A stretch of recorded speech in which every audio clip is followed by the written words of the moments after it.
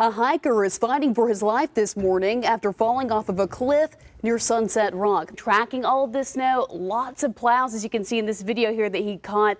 Just in the last couple of minutes, Life Force landed their helicopter here on the side of the interstate. We have all this hot chocolate out there. We bought some of the world's oldest marshmallows from my house. Yeah. And we just want to do a little cheers for National Hot Chocolate Day. Cheers. I gotta get a good piece. I'm ready. Oh, wait.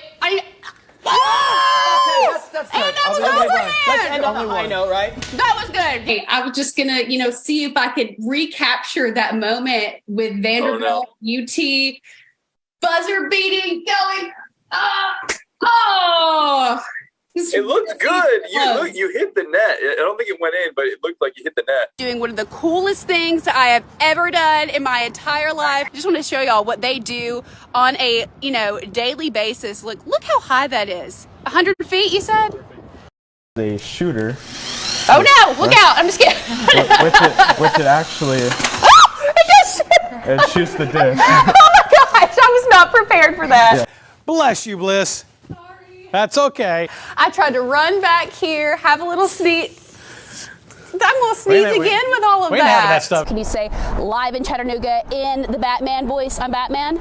This is live in Chattanooga, Channel 9. You got it. That's perfect. I just saw her having some fun, taking some pictures and all of that snow, and I can see it's finally starting to come down. On my way home, saw a huge black plume of smoke. You can hear the ambulances and the sirens just coming home here. What do we know about the perpetrator? No, he had a pretty extensive rap sheet. Our affiliate station, WTVC's Bliss Zechman, showing us her devastated home. I probably called 911 20 times, and it just kept putting me through to the dial tone. Homes here are completely erased as crews work to restore power and sift through all of the rubble. Cheers.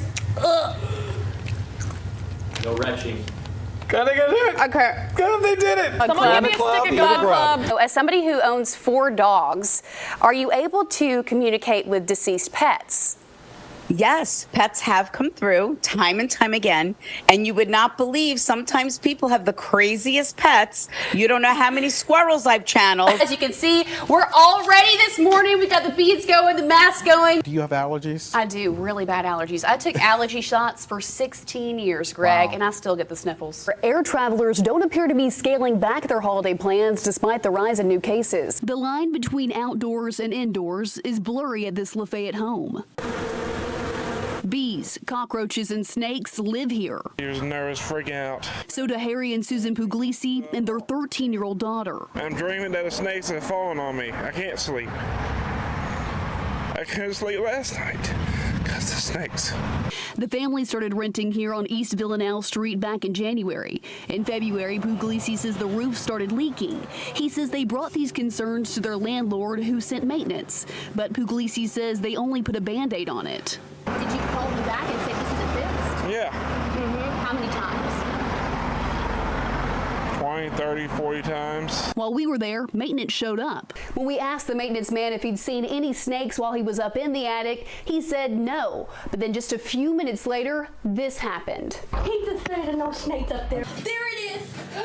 There it is, the head. Before they moved in, Puglisi says they were told rats infested the house and that they should take care of the pests themselves by putting out traps and poison. He act like he don't care. He said, well, there's snakes got to be in the ceiling that take care of rats. Property records show John Stafford owns this home. We called him asking if he knew anything about the rats, snakes, or other ongoing issues. It's just a difficult situation. Did you know that there were rats here? No, I've never heard that, but there are rats everywhere, so I'm sure there are rats there. Are there rats in your home?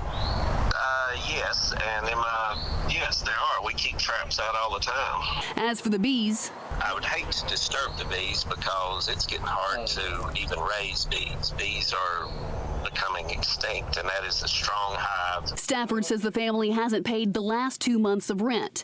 Puglisi says they told him they wouldn't pay until the hole was fixed and the pests were out. Puglisi hasn't received an eviction notice, but is moving to get away from all of this. He probably would have just tossed some piece of sheetrock up or something to cover the hole up and just rent it out to the next person. Reporting in Lafayette, I'm Bliss Zechman. It's so hot out here today. today that you can get an AVK sausage and you will cool off in 1 second. What AV ARP sells is really cool, but what this third grader does with the money is even cooler. She's selfless. Sarah Kennedy has been teaching at North Meigs Elementary for 15 years. Hundreds of kids come through her classroom, but none quite like AV. Every bit of the money raised she took to buy them toys and took a toy haul down there to give out to all the patients. AV's 2-year-old sister is battling leukemia. This big sis tags along to most of Mally's chemotherapy appointments. When she's not holding her hand at the hospital, she's selling snow cones. For the large, they're $2, and for the small, they're $1. Now, she doesn't take it to the bank. This 8-year-old uses the money that she earns to buy toys for kids battling cancer. This whole buggy full of goodies is heading to Erlanger Children's Hospital thanks to AV. Her principal says his student is teaching us all a lesson. Our students pledge that every day they're going to work hard, play fair, and be kind and courteous to everyone. And she is a shining example of that kindness and courteous to everyone. Because in this situation, she's not just looking out for herself. She's not even just looking out for her sister, but she's looking out for all the children that she can possibly reach. Now, usually it's no fun to get called into the principal's office, but in this case, it's going to be well worth it. Miss Melhorn, can you send AV ARP to the office, please? Do you know why we've called you up here? Well, on behalf of News Channel 9 and the McMinn Law Firm, we are so proud of you and we would like to pay it forward. So this is for you. 1, 2, 3, 4, 5. And that's for all the work that you've done in raising toys and raising money to help out the children at the hospital.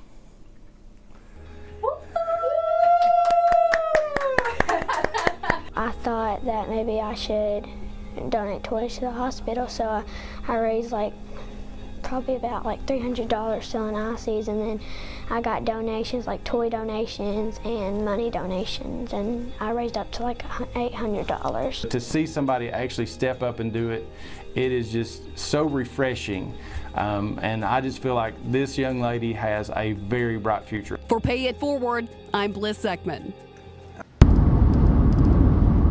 It's a new era for the American trucking industry. You no longer need a Peterbilt, Kentworth, or contract with Old Dominion. Now, an F-250 with a gooseneck trailer will put money in your pocket. You guys don't know who I am Hot Shot Benny, and I started a trucking company with my dad. No, we don't drive no semi-trucks. We drive pickup trucks. Just search Hot Shot Trucking, and you'll find countless videos to help you haul a lucrative load. Pick that up right there. It's only 120 pounds. Paying $800. Take this website, for example, uship.com. It's kind of like a Craigslist for hotshot truckers. This ad here is offering at least $900 for you to take this ambulance from Tennessee to Florida. Hotshot trucking reminds me of the Wild West. Thomas Wasson is an enterprise trucking carrier expert with Freight Waves in Chattanooga. You're in a situation where folks are getting out with, instead of an 18-wheeler, you're literally using a heavy-duty, super-duty pickup truck, and you have a trailer between 20 and maybe 40 feet, and you're doing just crazy same-day loads. Here's the kicker. Depending on the load, you don't need a commercial driver's license or CDL to operate a hotshot. Most commercial vehicle drivers, though, are required to have a CDL. Take it straight from the Federal Motor Carrier Safety Administration, quote, because it requires special skills and knowledge. If you're a small mom-and-pop construction company and you know a guy with a pickup, sure, but when something goes wrong, if an accident occurs and there's legal liability, just like trucking and hotshots, when you're hauling a lot of things, there's a high risk that you can get in big trouble if you don't have all your paperwork in order. If you're 26,000 pounds or less, the Tennessee Highway Patrol says you don't need a CDL. We took those concerns to THP Sergeant Cecil Harvey. So do you think that not having that CDL, could that contribute to a lack of education for those drivers? Usually if someone goes into business on their own, they still have to show that they're able to operate that vehicle. Sergeant Harvey thinks hotshot trucking is just as safe on the roads as semis because there's enough oversight, even though the braking and safety equipment, loads, and driver qualifications are all a bit different. Turns out they are regulated the same way and subject to the same inspections. We can't be perfect with everything, but yes, we do regulate and do the best that we can. That goes for crashes as well, like this one on I-75 near Ottawa earlier this year. The latest state data from 2020 shows there were more than 12,000 crashes involving large trucks, and 1 in 6 of all deadly crashes involved large trucks. Sergeant Harvey says it is impossible to tell how many of these are hot shots. So there wouldn't be a way to determine the number of crashes involving semis versus hot shots? Right, because they're all commercial motor vehicles. For News Channel 9, I'm Bliss Zechman.